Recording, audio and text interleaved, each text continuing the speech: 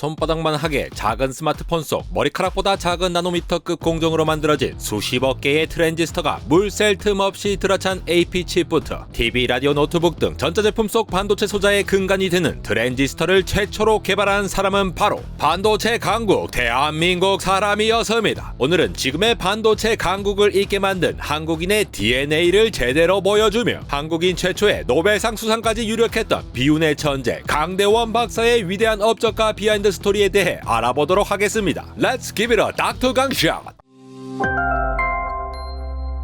어느 날 반도체를 비롯해 전자제품에 반드시 들어가는 부품이자 왠지 모르게 눈에 익숙한 산발이 모양의 트랜지스터는 전자 신호를 증폭시키거나 전원 버튼처럼 온오프 스위치 기능을 하는데요. 십수명의 노벨상 수상자를 배출하며 당시 최고의 연구소 중 하나였던 벨 연구소에 있던 3명의 과학자가 1947년 최초의 트랜지스터인 바이폴러 정션 트랜지스터, 양극성 접합 트랜지스터 일명 BJT를 개발했죠. 트랜지스터 등장 이전에는 백열등 같은 유리구 안에 필라멘트와 전극 이 들어간 형태인 지금의 전자제품에 들어가는 소자랑은 비교도 안되게 큰 진공관을 이용해 전화나 라디오, 텔레비전을 만들었는데요. 최초의 컴퓨터 애니악은 이런 진공관을 무려 18,000개나 달고 길이 25m에 높이는 2.5m, 무게만 30톤에 달하는 어마무시한 사이즈를 자랑했죠. 하지만 새롭게 등장한 트랜지스터는 같은 기능을 수행하면서도 진공관보다 훨씬 작은 크기로 전자 부품의 소형화를 가능하게 했고 빠르게 진공관을 대체하며 본격적인 대전자공학 시대를 열게 됩니다.